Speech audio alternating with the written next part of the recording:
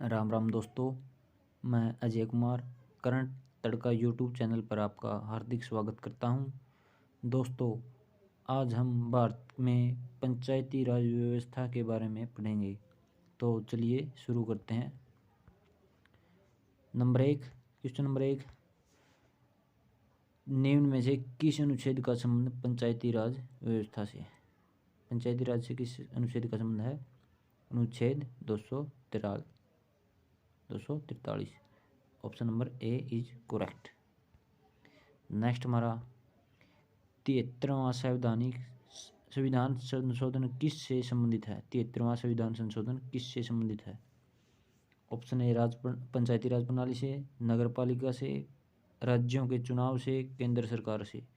तो option A is correct, Panchayati राज प्रणाली से 73वां संविधान संशोधन। ठीक है दोस्तों। नेक्स्ट हमारा 73वें संविधान संशोधन में कौन सी अनुसूची को संविधान में जोड़ा गया? कौन सी अनुसूची जोड़ी गई? 6वीं, 7वीं, 9वीं या 11वीं? तो ऑप्शन डी इज करेक्ट, 11वीं अनुसूची 73वें संविधान संशोधन द्वारा 11वीं अनुसूची को जोड़ा गया संविधान में 73वें संविधान संशोधन द्वारा।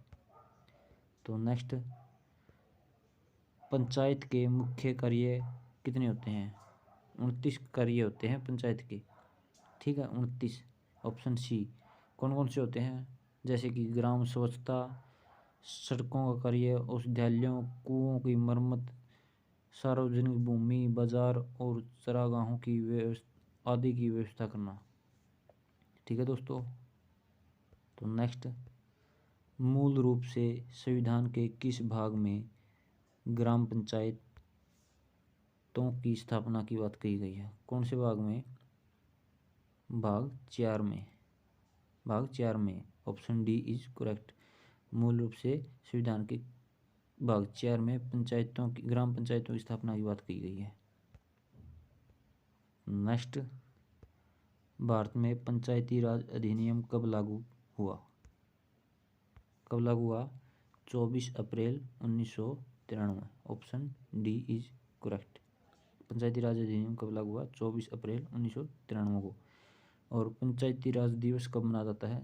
24 अप्रैल। 24 अप्रैल को पंचायती राज दिवस।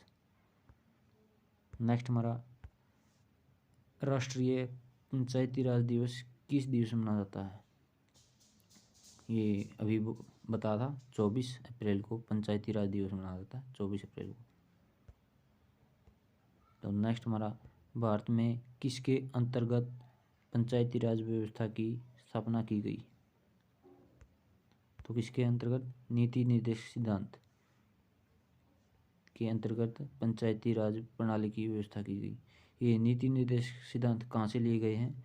ये लिए गए हैं आयरलैंड देश से। आयरलैंड। ठीक है दोस्तों। तो नेक्स्ट हमारा, पंचायती राज किस सूची में सम्मिलित है? कौन सी में है? संघ सूची में, राज्य सूची में, समवर्ती सूची में? कौन सी में? राज्य सूची में। Option B is correct. Clear. Next, 73वें संविधान संशोधन के अनुसार पंचायती राज संस्था का कार्यकाल कितने वर्ष रखा गया? कितने वर्ष रखा गया है? 2, 4, 5, 6। तो ऑप्शन सी इज करेक्ट, 5 वर्ष।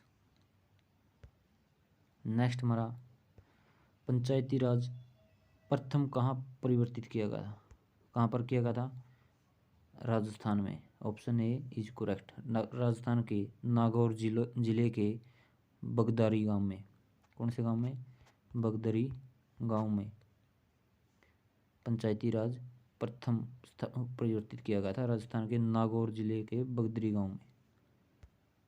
तो नेक्स्ट हमारा, सर्वप्रथम किस राज्य में पूर्ण रूप से पंचायती राज लागू हुआ? तो देखिए दोस्तों, सबसे पहले पंचायती राज शुरू कहाँ से हुआ? राजस्थान से। और पूर्ण रूप से लागू कहाँ पर हुआ? आंध्र प्रदेश में।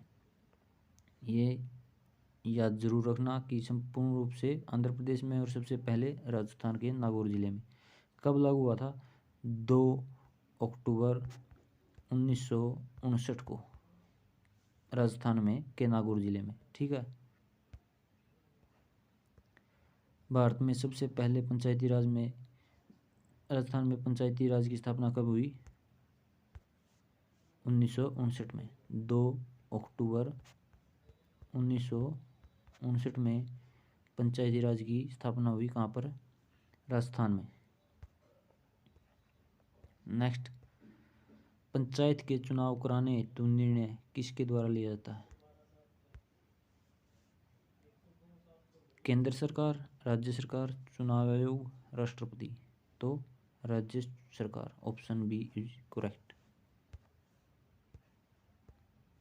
पंचायती राज संस्थाओं के निर्वाचन हेतु कौन उत्तरदायी है?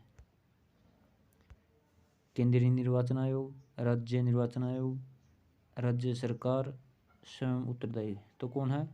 राज्य निर्वाचन आयोग, ऑप्शन बी इज करेक्ट। निम्न में से किस समिति की सिफारिशों के आधार पर भारत में पंचायती राज का उदय हुआ था? तो किसकी समिति के आधार पर? बलवंत राय मेहता की समिति के आधार पर पंचायती राज का उदय हुआ था। कहाँ पर? राजस्थान। नेक्स्ट हमारा, भारत के पंचायती राज व्यवस्था के वास्तुकार कौन है? अभी पढ़ा था हमने, BR मेहता, बलवंत राय मेहता। कौन है वास्तुकार? बलवंत राय मेहता। सही मायने से भारतीय स्थानीय स्वशासन का जनक किसे कहा जाता है? किसे कहा जाता है? लॉर्ड रिपन को सही मायने से भारतीय स्थानीय स्वशासन का जनक कहा जाता है। 1882 में भारतीय स्थानीय स्वशासन का गठन किया गया। ठीक है दोस्तों, इसे लागू कब किया गया? 1882 में। भारत में पंचायती राज व्यवस्था लाने के पीछे मुख्य उद्देश्य क्या रहा? राजनीति के अपराधीकरण को रोकना, गांवों का विकास करना, सत्ता का विकेंद्रीकरण एवं कर जनमानस को राजनीति से जोड़ना, चुनाव खर्च में कमी करना। तो ऑप्शन सी इज करेक्ट, सत्ता का विकेंद्रीकरण कर जनमानस को राजनीति से जोड़ना। नेक्स्ट हमारा, अशोक मेहता समिति ने पंचायती राज व्यवस्था के अंतर्गत कितने स्तरीय ढांचे की स्थापना की सलाह दी? 1, 2, 3, 4। तो द्विस्तरीय ढांचे की स्थापना की सलाह दी अशोक मेहता समिति ने पंचायती राज में। कितना? Option B is correct. Ashok Mehta समिति ने किन 2 स्तरों की बात की है? नंबर 1, ग्राम पंचायत, मंडलीय पंचायत, जिला परिषद। तो कौन सी 2 स्तरों की बात की थी? बी और सी, मंडलीय पंचायत और जिला परिषद की बात अशोक मेहता समिति ने की।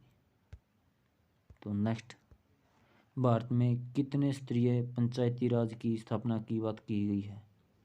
भारत में कितने स्तरीय? त्रिस्तरीय पंचायती राज की स्थापना की गई है। अशोक मेहता समिति ने कितने स्तरीय की?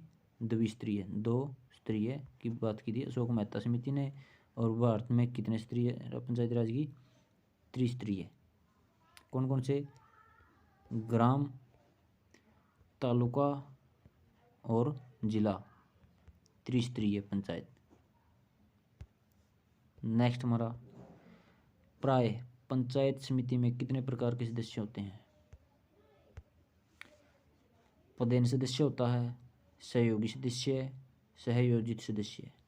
ये तीनों प्रकार के सदस्य पंचायत समिति में होते हैं। ठीक है, क्लियर दोस्तों। नेक्स्ट हमारा, निम्न में से किस पद्धति की स्थापना प्रत्यक्ष चुनाव के आधार पर की जाती है? प्रत्यक्ष चुनाव की स्थापना किस के आधार पर है? किस पद्धति की स्थापना प्रत्यक्ष चुनाव के आधार पर की जाती है? तो ग्राम पंचायत की स्थापना प्रत्यक्ष चुनाव के आधार पर की जाती है। Option number A is correct. पंचायतों में सभी स्तरों पर महिलाओं के लिए कितने पद आरक्षित होते हैं? कितने पद आरक्षित होते हैं? 1/3 एक आधा, 2/3, एक चौथाई, तो 1/3। Option A is correct. Panchayati Raj स्तरों पर महिलाओं के लिए कितने पद आरक्षित हैं? 1/3।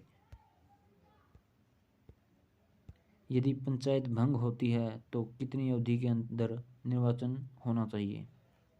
तो कितनी अवधि के अंदर निर्वाचन होना आवश्यक है?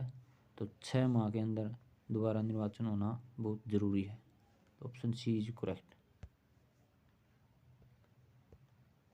पंचायत चुनाव के लिए उम्मीदवार की आयु कितनी होनी चाहिए? ऑप्शन बी 21 वर्ष। Option B is correct. Panchayat चुनाव के उम्मीदवार सरपंच पद के लिए कितनी उम्र होनी चाहिए? 21 वर्ष। सरपंच एवं उप सरपंच की अध्यक्षता की अनुपस्थिति में अध्यक्षता कौन करेगा?